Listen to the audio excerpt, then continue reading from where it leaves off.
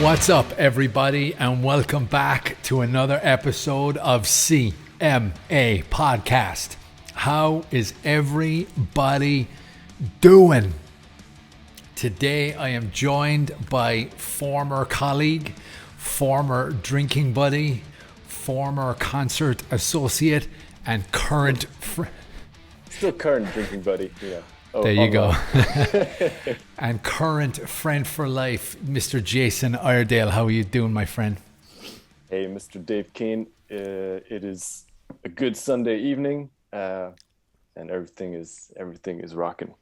Amazing, man. Thank you very much for coming on the podcast, sir. I appreciate your time. Yeah, it's my pleasure, man. It was first time, like I say, first time on the so-called podcast, so there you times. Go. Yeah, man. I set it up about 6 or 7 months ago. I didn't want to be like in like the media section of fighting and fitness and all this kind of stuff, but with reference to the gym and being a huge fan of like Joe Rogan's podcast and like all the comedians that I listen to in Los Angeles, for example, all their podcasts. I prefer to just sit down and have a conversation with people I know, people I train with, famous people, friends from back in the day. And you slot nicely in there, you know what I mean? Yeah, no, we go back. There you go. So just a touch on how we actually met. So when I moved to Switzerland, coming up on 10 years ago, I didn't want to go straight from Ireland office work to straight back into the office when I moved to Switzerland. I wanted to just maybe take some time off, enjoy life a little bit, like strange surroundings, culture shocked, things like that, So when I arrived, within like 2 weeks, maybe a month, I had a job in a bar. And after, I want to say 4, 5, 6 heavy months of partying and, on your days off drinking, I thought... Partying Swiss style. Yeah. Swiss style. There you go. I just wanted to get back into an office and get a more regular lifestyle, for many reasons. But we'll just say it's because I wanted to. But then I applied for a job where we kind of met each other, and for legal reasons, I consulted our lawyer today, and he said, for legal reasons, do not mention the company's name. But frankly, fuck that company, right? But I walk in, I got the job. I walk in, first day of training, and I'm wearing my suit. Like I thought, Switzerland, it's like it's cream of the crop. Everyone's more or less dressed down, and I walk in my suit, and I'm like, oh shit. And I look up at the top of the training room with the group that we're just starting, and I see a dude with an Iron Maiden t-shirt on. You're actually wearing an Iron Maiden t-shirt now, which is ironic. Yeah. And I'm in my head like wearing a suit. I just want to walk up to you and go, hey, can we be friends? But it kind of, I think, happened like that, didn't it? Because this was like back in, this is 10 years ago, actually. Well, 10 years, 2012, I believe. Yeah. Because I'd just come back from England, from studies and stuff. So I came back to Switzerland. I was kind of, same like you, looking for a job and stuff like that. The first real employment after university, There you go. And I remember we started on that day, and for some reason I think it was a Friday, because then we all went to the bar afterwards. Yeah, Cactus Jack's. Cactus Jack's in Nyon. I don't know if it's still there, actually. Maybe it is, but I haven't been there. I don't think I've been back like in a while since those days. And I think that's where we got talking on, and then discovered that you're also like a heavy metal fan. So I think that's where it kind of began, isn't it? Yeah, and I still had long hair back in the day, so. That's unfortunately that's gone, but that's life, bro. It goes after a while, It's just getting old, and I'm not wearing this hat to look cool. That's for damn sure. But it's a good hat though. Motorhead, you can keep it on every time. Damn right. Of course.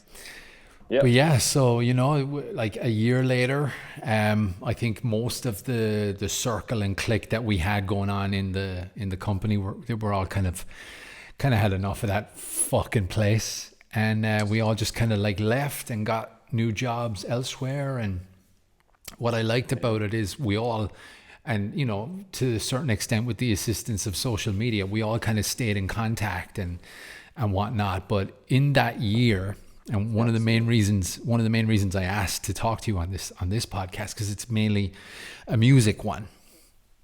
There was quite a few shows that we went to, and I had not been going to as many concerts in Ireland because a lot of the big heavy bands from like the US and whatever, they don't tend to visit anywhere except Dublin. Sometimes they don't even go to Dublin because it's too expensive to get across. It's just one island off the west coast of Europe, you know? Yep. Yeah. But if you look at Switzerland, it's in the center of like 5-6 countries, you know? Yeah.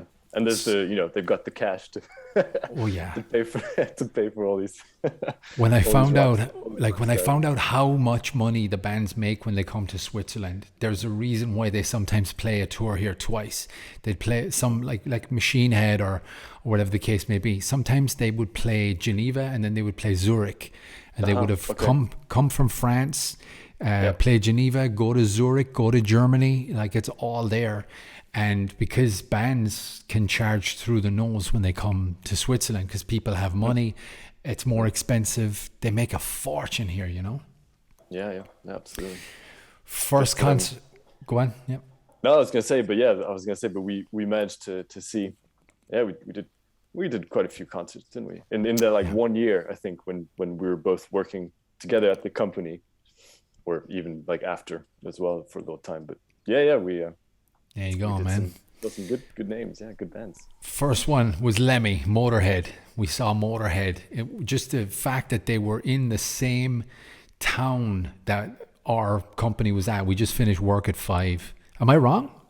I'm going to correct you on that one. I'm wrong. Sir. I'm going to correct you. What was our first concert? So we can call it like a half concert, because I had to leave, because I had to get the train back. It was... Exactly. Yeah. It was Megadeth. You're right. With you and your brother. Correct. Kevin as well. And there might have been someone else, but I forget the name. My apologies. Right. But because it was, I think they're playing where you were living, so in Fribourg, right? So correct. I think I came up for the gig, obviously, and then but then I had to leave like halfway through, because the last train back, again, like the Swiss train system, it's very precise, and then it ends at 10:30 and that's it, Yeah, it's tough. It's tough because a lot of it depends on the line too in Switzerland, because some places you can travel home after a concert 2-hour train journey at like 1 a.m, so it depends. But yeah, you're right. I was thinking it was Motorhead all day long when I was thinking about doing this podcast, and you're right. You're correcting me. So we can say like Motorhead was the first full-time gig where, so Megadeth was the first one. That was in Fribourg. Yeah. And then I think Motorhead was like a few weeks later or something like that. It was like, correct. Yeah. It was in, not the Palio, it was the Caravana Festival. Yeah. Down by, that's literally, I think it was a 10-minute bus journey from the office. Yeah. Which was insane, because normally when I, like at that point in my life, I'd been delegating money for a 4-hour train journey, Cork to Dublin, getting accommodation, spending another $100, and all of a sudden I'm in an office at 5 and I'm at a Motorhead concert at 6. Amazing. Just like that's what sold it to me. I'm like, what other bands are coming to Switzerland? And then I'm like finding out all these bands just stop by Switzerland, A, because of the geographic location, and B, because of the money they can charge through the nose and get like away with it, because everyone here is going to pay to see them. Yeah, of course. And for me, that was Motorhead was, like you said, there was the whole, we left work at 5, we were there like at 6. I really like Caravana Festival is really good because it's like a small venue, small, outdoors, right by the lake, smallish venue, and you're right up front, to the barrier, and like Lemmy just standing there, and you're like, oh my god. Yeah, man. So, Like it's not that I was starstruck, because I only really get starstruck when I meet a celebrity or when I meet a famous musician or a fighter or whatever. yep. But at that point, we had quite a few alcoholic beverages, and Lemmy took the stage, and we were literally on the barrier, and the barrier was a foot from the stage, and he's like 6 feet back. Yeah, I'm standing there looking at Lemmy Kilminster. You know what I mean? Yeah. Phenomenal, euphoric actually, getting very heavily intoxicated that night. Skunk and Nancy were the main act. Could you imagine Motorhead opening for Skunk and Nancy? I mean, I can't say I don't really know their music either, but I mean they're good. They put on a great show as well. Yeah. But, I think we were both there for Motorhead, obviously. So, yeah, dude. It was amazing. And we didn't know at the time, because it was like a few years before Lemmy passed away. It was only like 2 years before, I think. It was like 2013, I think we saw them. Yep, correct. And then like sort of after that gig, he started having the health problems. I think like it started to started affecting him, sadly. And then so I was really, and then he passed away and all that. And so I was really glad that we got to see him. I only saw Motorhead once. That was the only time, that I got to see him. So for me, that gig is like, definitely won't never forget that one. So yeah, that's pretty special, man. That was a special one. Yeah. I actually have a tribute to Lemmy here. I'll see if no, it's gone. I put it down in the bedroom. Basically, I saw Motorhead like 3 more times in Switzerland, because again, they're huge in Germany, and when they play Germany, they just venture south into Switzerland, play a few gigs in Zurich, just outside Zurich, and I think Winterthur up above Zurich. Mm-hmm. Yeah. Yep. So I saw him quite a few times, and I had tickets to see him 3 months after he passed away.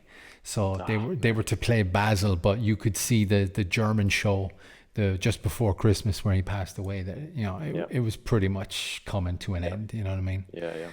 Yeah, absolutely. It was, but he really like gigged until the end. Like I think Berlin, right, was like the last show or something like that, and then Frankfurt.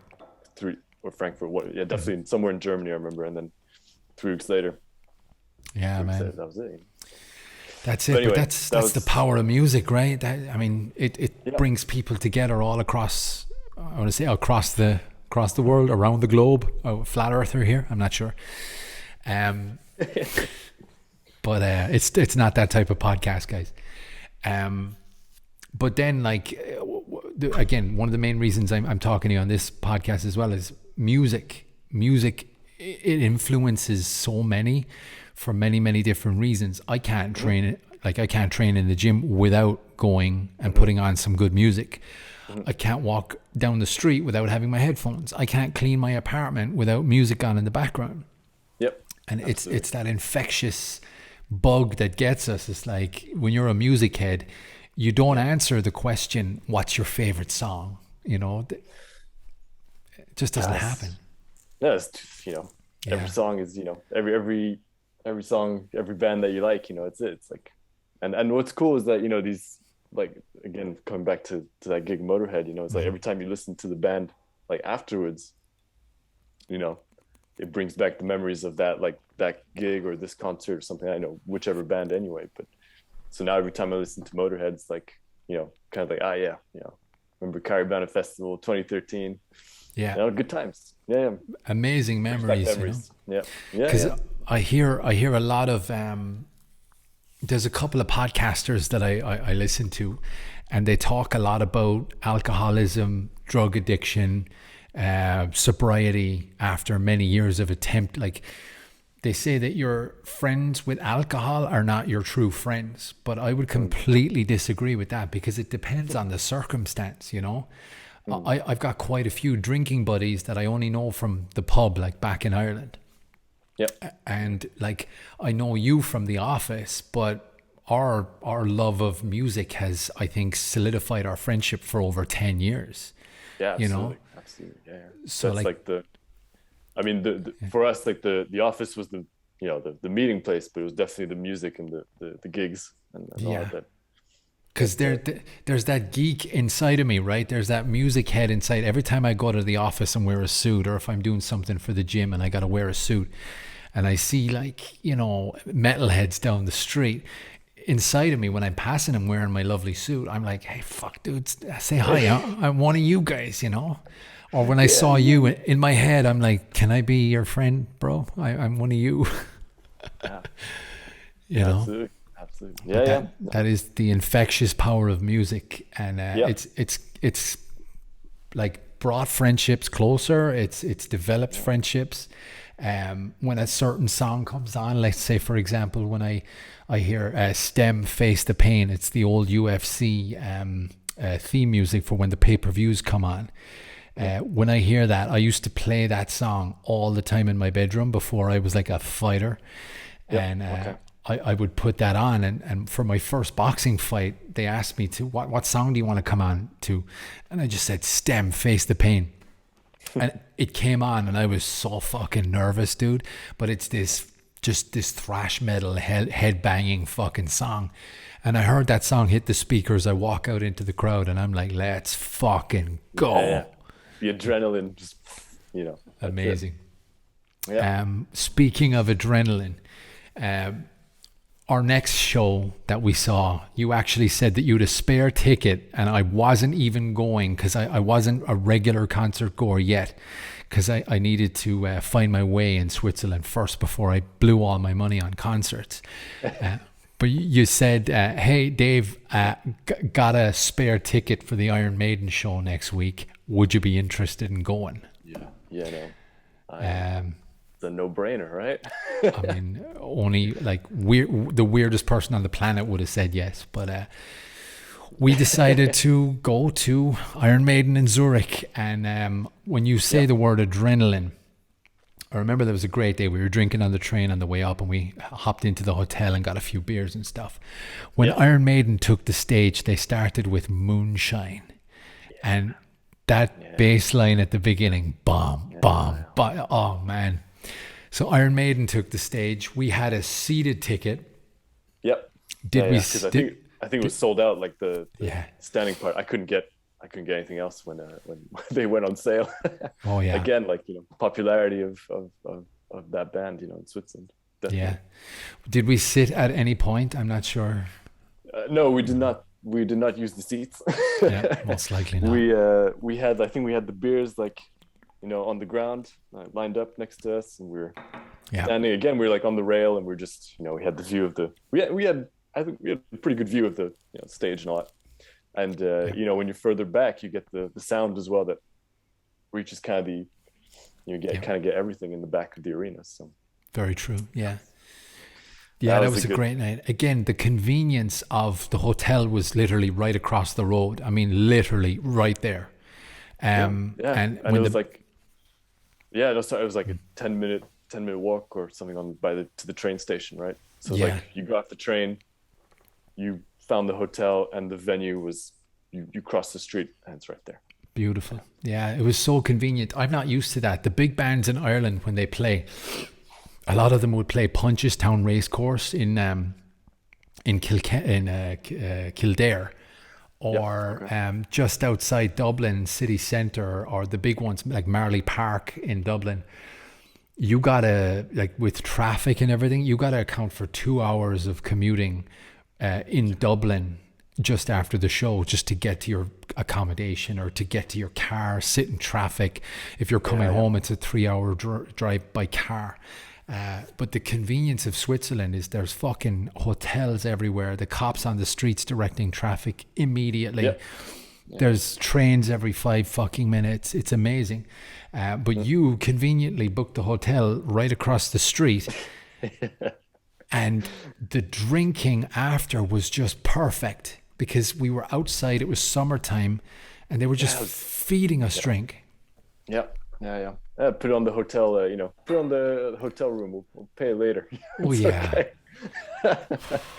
The next morning was like, oh, Oh God. where's that hotel bill? Oh, That is the biggest goddamn hotel bill I've ever seen in my life. My but goodness. no, that was, but that was, yeah, that was such a, it was like, I remember again, it was like another gig that I remember, really, it was like the 22nd of June, 2013. So again, it was like a few weeks after Motorhead. And it was a Saturday, which was like, the perfect day for a gig, because Yeah. you have all day off before, all day off Sunday, so it's great.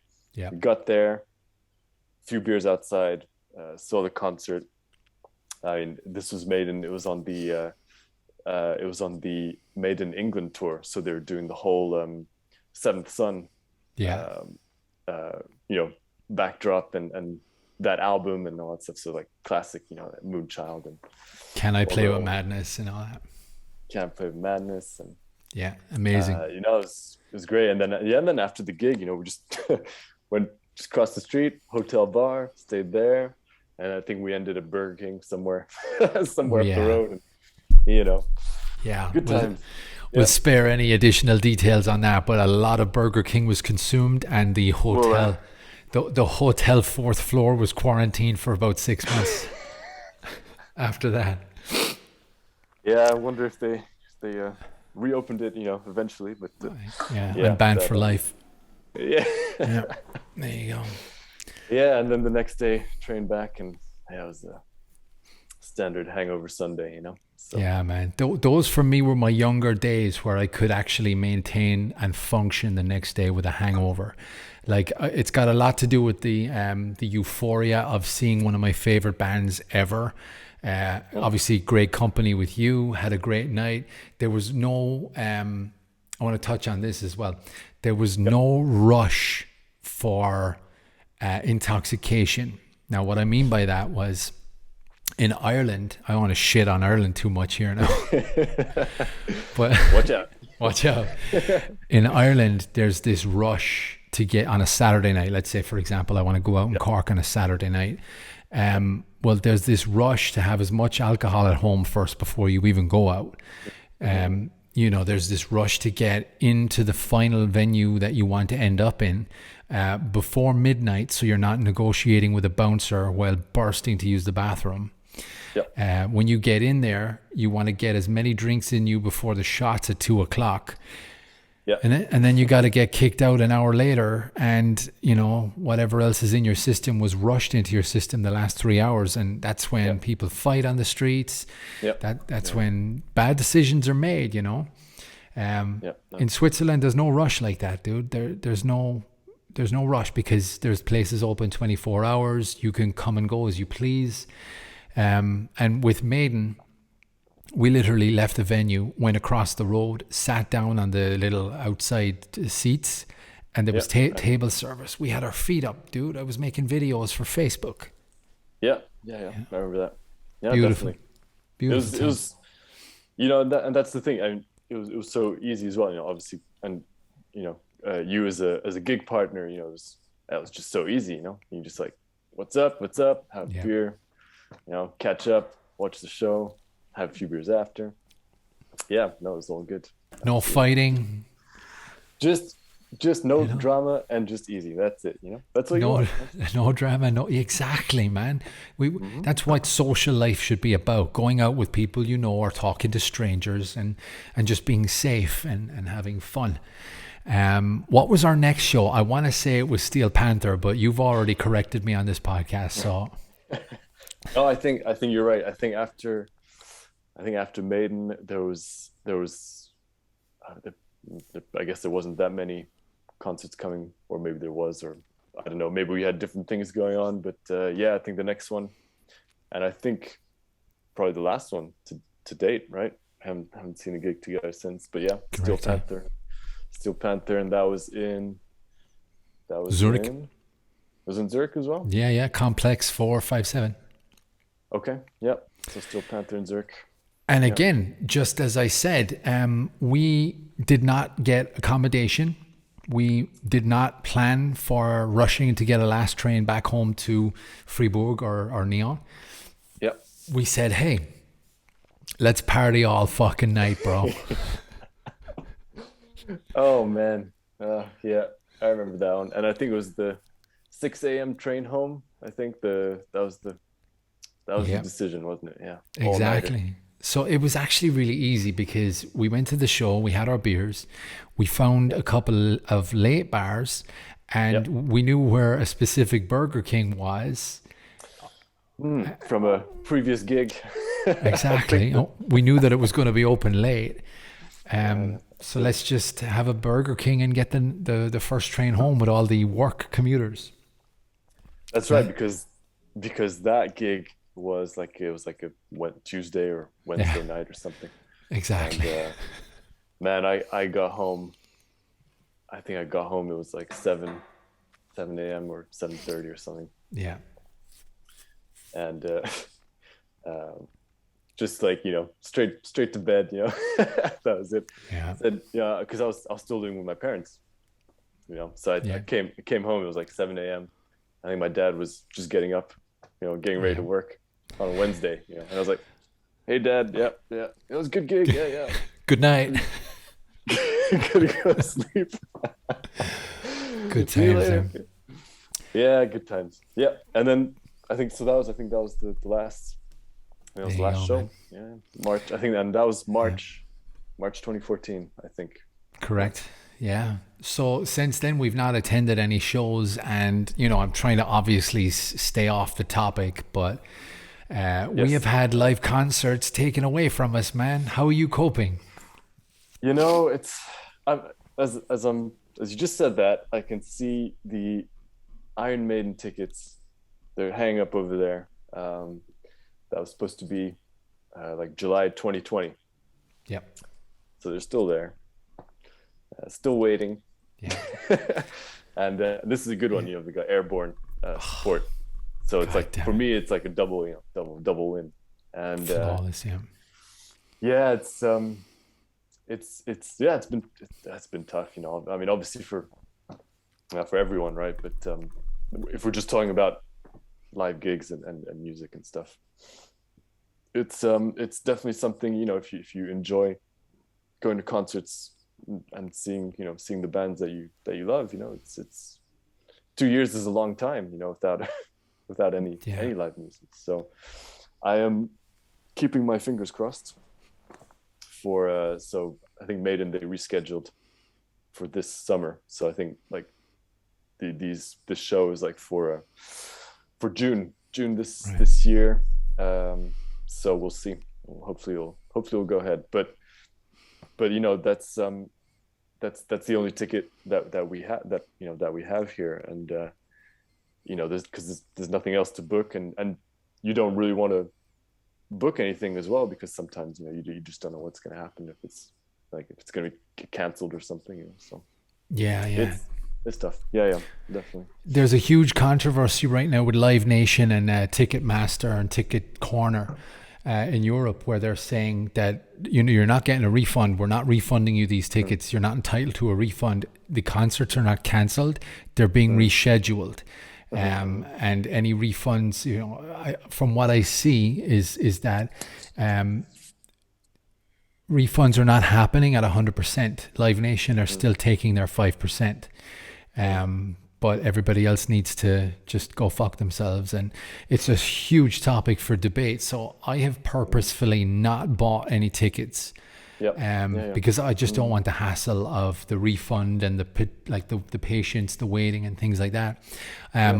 We got our Iron Maiden tickets refunded in full, but that happened, I think, summer 2021. So yeah, that would have been, Okay. was it Yeah. 2020 or yeah, no, summer 2020, excuse me. I don't even know what year it is. It's been such a long Yeah. time. Yeah. So for this, like the same tour, it was this tour, like That the tour. same one I have. Yeah. So Yeah, exactly. With okay. Airborne. Yeah, we are the guy who got the tickets for me here got a full refund, but it Okay. took Okay. it took a Took a lot of while. phone calls. Yeah. Yeah. Yeah. I Um mean, I, yeah, that's what they told us. They said, well, the tickets remain valid, right? yeah. So it's like, okay, we'll just keep them here, and wait till the day that hopefully will come soon, and Yeah. keeps. I still have my valid Ozzy Osbourne ticket, but they're saying now 2023. Oh man, yeah, okay. I'm like, oh, that's a little bit of a patience game. Yeah. I see that like Machine Head and Amon Amarth. How do you pronounce that Yeah. band? Amon Uh, Amarth.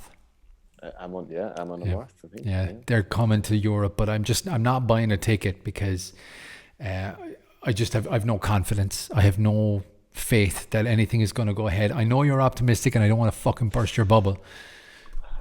Yeah, Cautiously optimistic. I mean, yeah, but you just never know. It's like, yeah.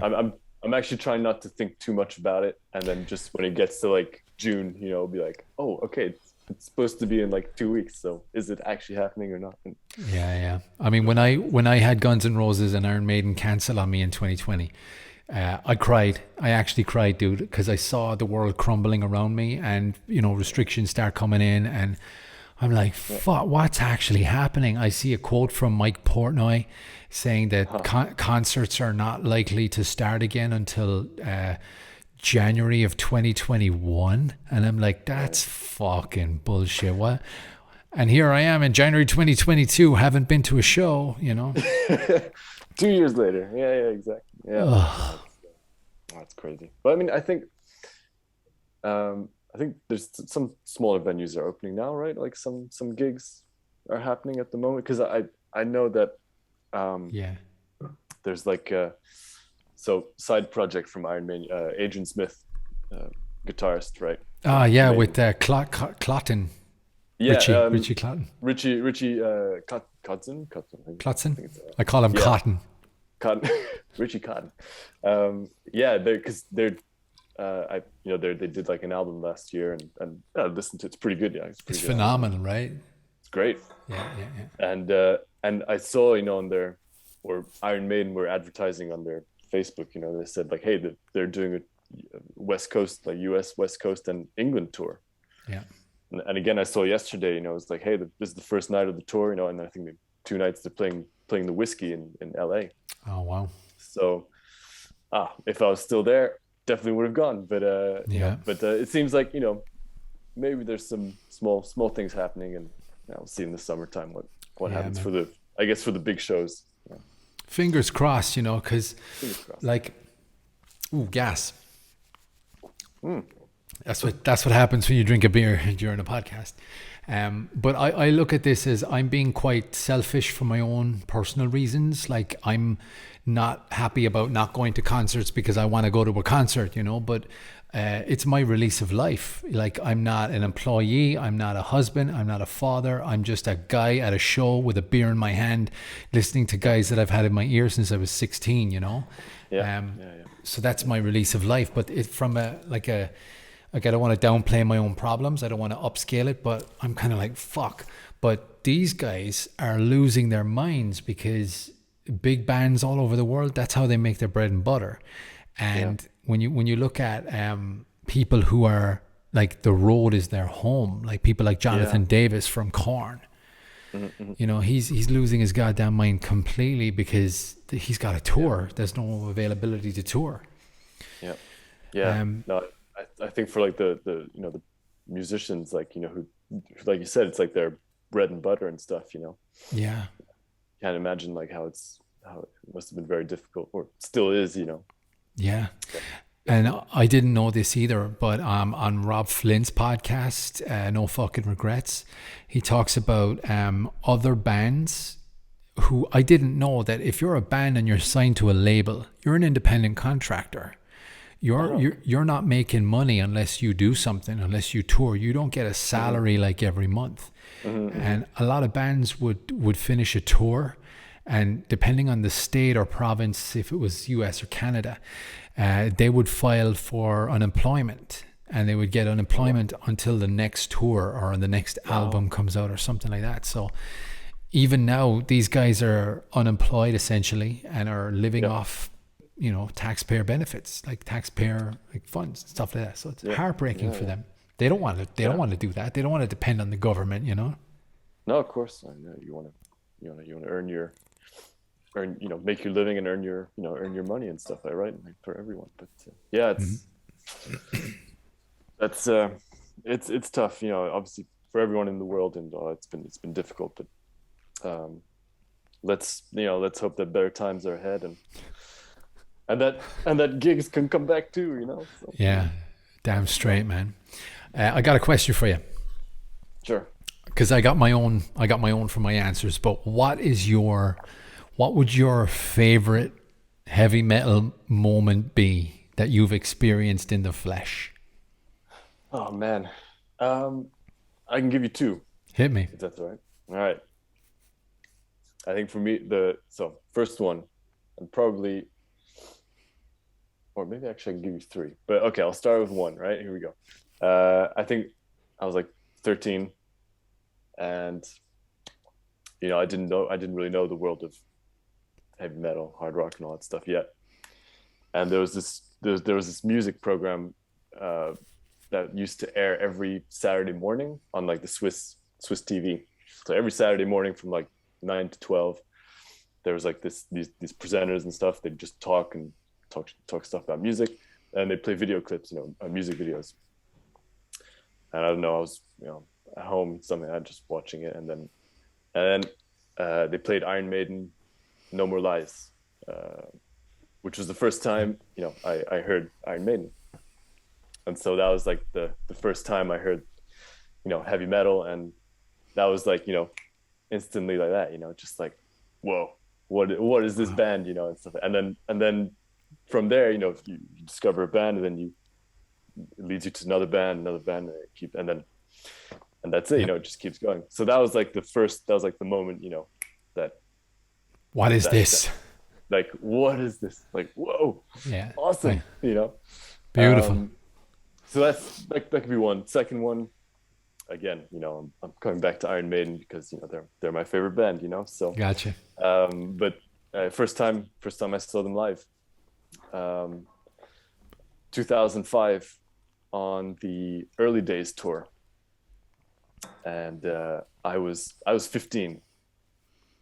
15, yeah, 15, I think, and it was up in Zurich, just outside of Zurich, south of the city, and first time seeing them, 2 years after, first hearing their music and stuff, and as a 15-year-old, and I somehow managed, we were with some friends and stuff, and we somehow managed to get quite close to the front, like 4-5 rows back. So, and I was on Steve Harris and Yannick Ger's side, so the stage, right hand of, when you're looking at it, right hand of the stage. Yeah. And they start, the intro music came on, the lights come down, and then Murders in the Rue Morgue, the first song on the Killers album. That's what they opened with, with the drum fill. Yeah. And then just like Steve Harris like runs straight out. Oh my god! I was 15. I was like, whoa. But the thing is, like, I remember the first 3 songs, I could see, and all that, but I was just picked up, off the ground, just meshed, and I was just moving around like no control, just like just squashed between bodies, and then so after like, I think it was during the Trooper or something like that, and it got to the point where I was like, I started like, I gotta breathe. Like I was like, okay, I gotta take a few steps back so I can, so I can actually enjoy the gig and stuff like that. Yeah, like, properly. So, yeah, first Maiden gig, that was quite something. And hopefully this summer will be like I think the seventh time seeing them. 7, yeah. Wow. Yeah. So first one, that was the big one. So there you go. Two big heavy metal moments for me. Again with the same band, but that's the one that started all. For me anyway. Amazing, man. Beautiful memories. Like I bet you could still like close your eyes and smell what it was like, and remember who was next to you and how squashed you felt. And I remember that, man. Yeah. It's just I remember Steve Harris on the monitor and like just like whoa, it's like, yeah. Amazing. Beautiful, man. Amazing memories. I love it. Yeah. And again, it's things you don't forget. So. Yeah, you don't forget your first show. My first show was Oasis. I went when I was 12. I went with my mother. It was awesome. But it's okay, it's why not, There you go. Yeah, I mean, for the Maiden gig, because I was 15, I couldn't drive, so my mother had to drive us all up, 3-hour drive from Nyon to Zurich, and then back, after the gig, so wow. Yeah, and I remember she was towards the end of the gig, she was waiting to pick us up, and she said, she could hear the kick drum. Oh, so yeah. Nico McBrain, just through the car and everything, because it was just so loud, Yeah. She was like, and she still, that's something she still remembers from that day as well. So, amazing. You never forget those moments, like going to a show and hearing a sound check, feeling that fucking the kick drum in your chest through the chest. Absolutely. Dude, those are beautiful memories. You know what I mean? You'll never forget that shit. That's that's almost 20 years ago. Yeah, it was 2005. Yeah, so wow. Yeah, nearly 20. 15, 17. 15, 16. Yeah, 7. Wait, what year are we again? It's 2025. Gosh, I have to look at my phone. Yeah, okay. 2022. God, yeah, it's 2022. Oh my goodness. The last 2 years have just been a blur. It has been. It has been. I wouldn't know it's January, only we just had Christmas. So you know what I mean? What about you? Did you do you have a moment that sticks out for you? I do, dude. I do. I always tell people this story, dude. I'm a huge Zakk Wylde fan, right? First time I heard not Bark at the Moon, No More Tears, the video, it was on Krang or Scuzz TV in the UK. First time I heard that, and I saw the video, long blonde hair, topless, guitar soloing. I'm like a 12, 13-year-old, and I just want to rock out. I just want to get a guitar and be a guy on stage, So I've always been like a huge Ozzy fan and a huge Zakk Wylde fan, Black Label Society, whatever. And I've seen them a whole bunch of times. 2016, I saw Black Label Society. They came to Z7 in Pratteln in northwestern Switzerland, up by Basel. So we got the meet and greet tickets as well to go with it. So you pay an extra couple of bucks and you get to meet the band before the show and high five and hug, and they sign your ticket and blah blah blah. Picture with the band and everything. Fucking beautiful. Meeting Zakk was euphoric for me. A huge Zakk Wylde fan, and he just looks the part too. Just this biker-looking motherfucker. He's beard and like that. Leather. But that's not the moment. The moment is I remember back when I was in a band. I was in a band called Red King, and the guitarist was a fucking phenomenal guitarist, but he just always wanted to write like the fastest, most aggressive, most fucking vicious thrash metal riff. And after a while I was like, dude, I want to do something heavy and slower and just 4/4 with like an easy riff but a killer guitar solo. And my foundation for that was Fire It Up by Black Label Society, right? So that was my standard. That was always the song that I wanted to kind of write, So they played at this show that I just met Zakk Wylde at. I'm a huge fan, so Fire It Up comes on, right? Oh, man. And for this tour, they extended the guitar solo, and Zakk comes out onto the crowd and solos in the crowd, stands up at the bar. And it was amazing, dude. I found videos that I didn't take, but I'm in one of the videos. So during the solo, he comes back down off the stage and he's just negotiating down his steps. And I'm standing right at the corner of the bar.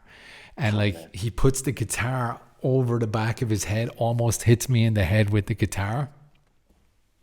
But it's during Fire It Up. So this fucking song, I'm like head banging. I'm like, Zakk Wylde is just passing my shoulder. I see people filming. I throw my hands up. I'm like, oh man, this is a goosebumps fucking moment in my life, dude. That's it, man. That's amazing. I'll never forget that for as long as I live. Yeah, it's awesome, man. Yeah. Definitely. it's like those moments you're just like, ugh, when you see your heroes. Like, yeah, man. Just crazy. like, and I'd met him that day, and we spoke for a while. I asked him to sign the ticket to my daughter. I misspelt my daughter's name. I was so fucking starstruck. She'll forgive you in a few years, don't worry. Fuck, I dropped the ball on that one. I wanted to ask you your worst moment first, so that we like end on a high note. But what's your worst moment? Worst moment. Here's the thing.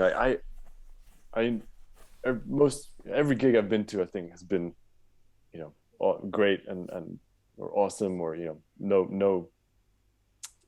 I can't think of like a bad, like a really terrible gig. It was like, what is this? And left early or something. Yeah. But I think maybe it's not a worst moment, but like maybe a regret or something. I don't know. Basically not seeing a band live, and which you can't anymore. Yeah. When when Ronnie James Dio passed away. So that was like, when was that? 2010, I think, right? Yeah. And just like before then, I was really sort of getting into Black Sabbath, starting to get back into like, still buying CDs, Yeah. back in the day. I still buy CDs as well, absolutely. If it's like a band I really like, then I'll go ahead and buy the album. Yeah. But anyway, I was getting back into like, into Black Sabbath and the Aussie stuff and all that. And then I also bought the Heaven and Hell album with Dio. And and it was just like around that time when he passed away, and they were touring, as Heaven and Hell, with so you had the Dio, Tony Iommi, Geezer Butler, and Vinny Appice, right, on which is drums. Like which was like that era, back in the 80s, like Heaven and Hell, Mob Rules and stuff like that. Yeah. And they released an album, The Devil, great album, if you haven't listened to it. Mm-hmm. Heavy riffs, man. Heavy riffs. Yeah. Oh, it's Tony Iommi, right? Yeah. So it's gonna be good. And they released that, and they were touring that and all that, and then he passed away. And it was just when I was getting, sort of discovering, the Dio era. And it was like, you just, when you're getting into something, and then you realize that, that you're not going to be able to see them live and stuff. It was obviously it was sad when he passed away as well. So I think that was like probably let's say the regret or the worst. Never going to see Dio and Heaven and Hell and all that stuff. So for real. That would sort of be it, I guess. Yeah. It's like when Lemmy passed away, that moment where you knew that there's never going to be a replacement for Lemmy. Like, they're not going to find another bass player and singer for Motorhead. So the Dio years are kind of done. We kind of knew coming up to 2010 that he was losing his battle. He was looking very unhealthy and frail and stuff. And yeah, man, not seeing Dio, I haven't seen him either, and it's just like, it's like, you want, sorry, cutting you off there. It's okay, man. Just, I'll edit you out completely. It's fine. Just edit me out there. No, it was like you're saying, it's one of those, it's like you realize that you're not gonna be able to see him, but again, it comes back to the whole music. It's like the music is always there, and that's that's still awesome. Lives on. Yeah, for real. Dio and Lemmy, and they still live on, so it's all right.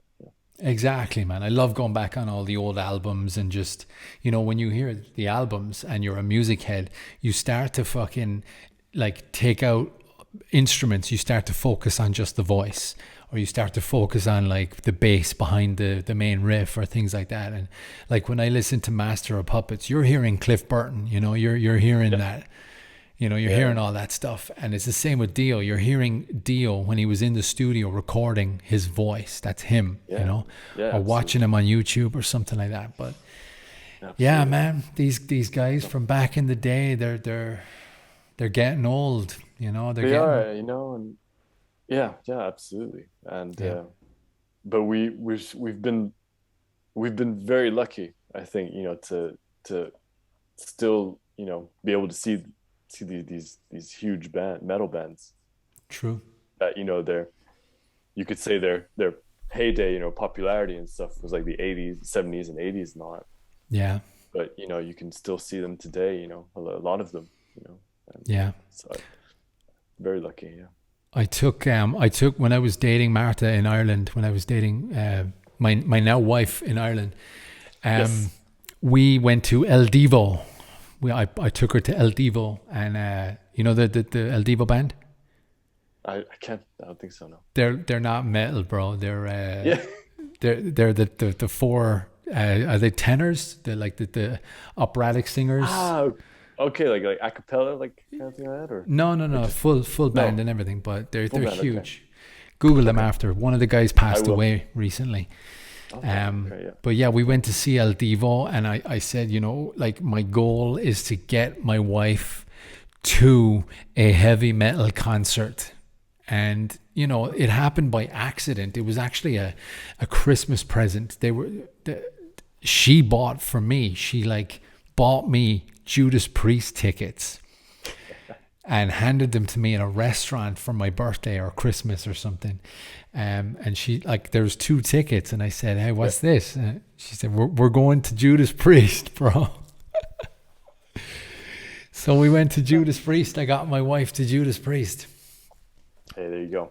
You There know, you go, and man. is that the only concert, heavy metal concert she's been to with you? Is that the only one? Or?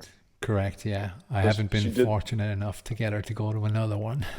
She did the one, and that's, you know, but she did it. Yeah, that's it. Yeah, that's Yeah. cool. And it was awesome. We have some funny stories that will remain off of this Of course. Yeah, podcast. I'll tell you off air, but we have a couple of funny yeah, stories.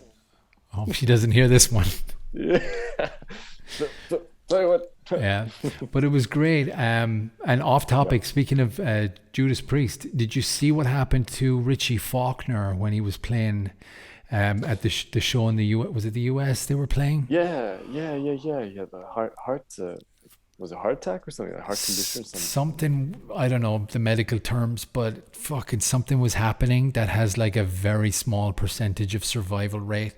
Yeah. And you can see the Yeah. video. It's so distressing to watch. He's frozen, but it's the most heavy metal moment in the history of fucking heavy metal, dude. He nailed all the solos in Painkiller while he's having Yeah. this medical issue, and he's got like a metal valve in his heart now, and it's Yeah. like Like he's made of pacemaker or metal, something. Yeah. something like that. Yeah, crazy Yeah. There you stuff. go. Yeah. I'll give you my worst heavy metal moment. Yeah. I was gonna ask you anyway, so I was like, okay, so what's I'm your worst one?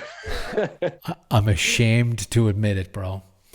Yeah. I walked out. I walked out of a Dream Theater concert after 20 minutes. Dream Theater. Oh Yeah, man. Dream Theater would be up there in my top 5 of Yeah, of for sure. bands. They're the mecca of prog rock. You know, Absolutely. Yeah. I absolutely adore that band with all of my heart. I want to premise this fucking debaucherous Yeah. conversation with that. Yeah. Set the background and all. They were touring with their album like in 2000 and whatever it was, 15 or 16 or something. And, you know, they were playing the album start to finish. It's a concept album. Yeah. No one kind of knew the lyrics. I didn't do my research. I thought it was a Dream Theater concert. It's an album show. So Okay. I was expecting Octavarium. I was expecting Walk Beside You. I was Yeah. expecting all the hits. Yeah. I wasn't expecting that it was a seated concert. Oh. Yeah.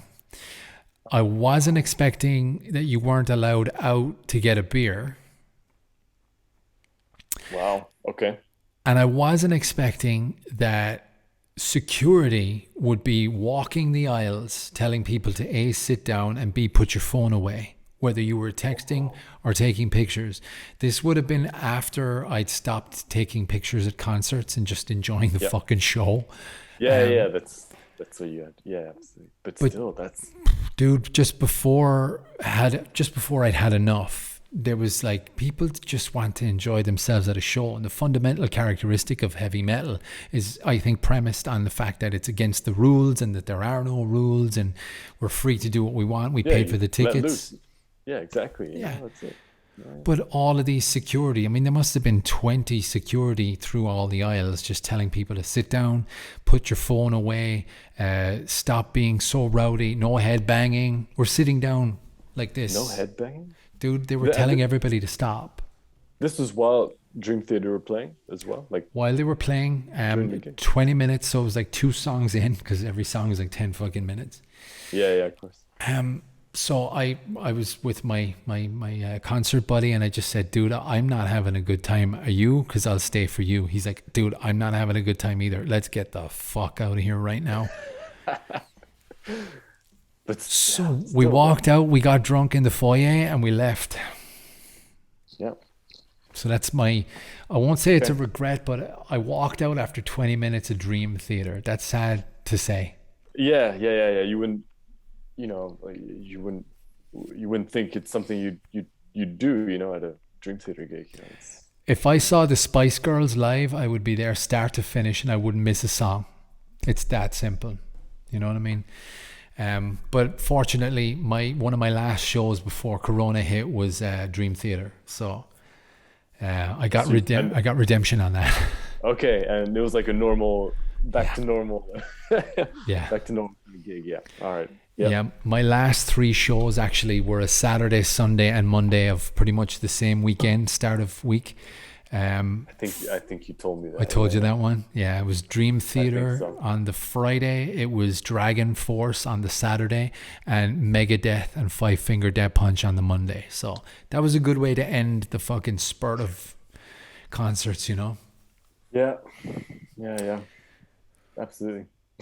But yeah, dude, I think that's good, man. I enjoy talking about music, and I think I could go for another hour, but in the interest of editing and people listening, I think an hour is good for now, right? It's already been an hour, yeah? It's been an hour. Time just flies, it's like, but we didn't even cover all the topics. There you go, man. We'll have to do part 2. We'll do part 2. I have no issues with part 2, man. All right. Sounds good. Yeah, no problem. Guys, thank you very much for listening. Again, please do me a favor. Hit the subscribe button. I need more subscribers, because more subscribers will eventually mean more money and more eyeballs, and, just get this thing funded so we can help local business in the Lucerne, Switzerland area. That's what I'm trying to accomplish here with this podcast, Jason. Helping. It's all good. You're giving back to the community, hopefully. So there you go. It'll get there. It'll get there. Just keep eventually. It up. It's CMA podcast. There you go, man. It's always rocking. That's what we do. So do me a favor, hit the like button, or if you don't want to hit the like button, hit me with a comment. Just say good podcast or shit podcast, or hey, stop using bad language or something like that. You know what I mean? Yeah. Apple Podcast and Spotify, do me a favor. Not like, share, and subscribe. What's the one for Apple Podcast and Spotify? Rate and review, and hit the follow button so you never miss an episode. You know what I mean? That's it. Do you have any final words, Jason? Man, it was an absolute pleasure to sit here and chat to you on the podcast. And yeah, I feel like we covered like part 1, like the first gigs leading up in Switzerland and all that. We'll do part 2 coming up. We will. We will. I think that's a good idea. If you'll have me back, obviously. Yeah. Jason, your podcast fee will be cut 50%. You're way more welcome on this podcast considering tonight, so you won't have to pay that much next time. All right, my agent will contact your agent, and we'll negotiate some new contract terms, and for the next one. No, you're talking. Royalties, and Now you're speaking my language. Now you're speaking my language, bro. Yeah. Yeah, man. We do have a lot to talk about on the next podcast. We'll talk about your American adventure. How about that? Yeah, we'll talk about the U.S. Gigs there, and the return as well, and then obviously whatever else may come from our discussions. There you go, man. Rocking. All good. Yep. Let's set up a second podcast over the coming weeks and let's get that one done. Sounds good. Awesome. Jason, thank you very much, man. The pleasure was all mine. Man, thanks a lot. Have a good evening, have a good week, and stay rocking. There you go. Yeah. Take care, guys. Thanks for listening. Yeah. Bye.